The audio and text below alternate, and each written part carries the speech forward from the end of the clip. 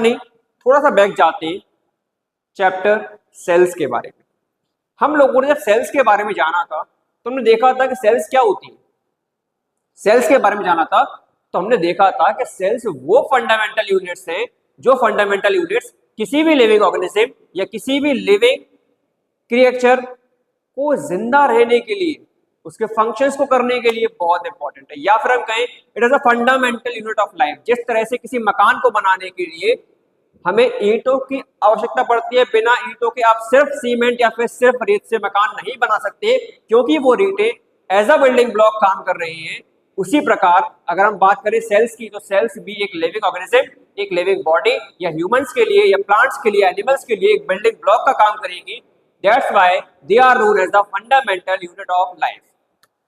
अब सेल्स जो कि फंडामेंटल यूनिट ऑफ लाइफ है, जो कि बिल्डिंग ब्लॉक है किसी भी ह्यूमन बॉडी का, किसी भी क्रिएचर का, किसी भी अलाइव बॉडी का, तो अब बात ये आती है टिश्यू कहां से है। तो सेल्स का साइज छोटा रहता है, कई सारी अलग अलग सेल्स होती हैं, अलग अलग डिफरेंट डिफरेंट शेप्स में पाई जाती हैं, डिफरेंट डिफरेंट टाइप्स में, डिफरेंट डिफरेंट फंक्शंस के साथ वो सेल्स हमें देखने को मिलती है। लेकिन जब बात आती है टिश्यू की, तो टिश्यू में हम लोगों ने इतना समझ रखा है कि the combination of cell, the combination of cells, कि सेल्स का कॉम्बिनेशन, जिस तरह से हमने ईंटों को इकट्ठा किया,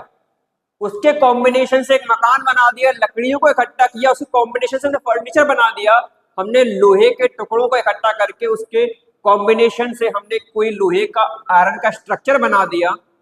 उसी प्रकार सेल्स को इकट्ठा करके उन्हें कंबाइन करके हम टिश्यू बनाएंगे, और ये टिश्यू एक एनिमल या किसी प्लांट या किसी भी लिविंग ऑर्गेनिज्म के लिए बहुत इंपॉर्टेंट और वेरी इंपॉर्टेंट रोल प्ले करने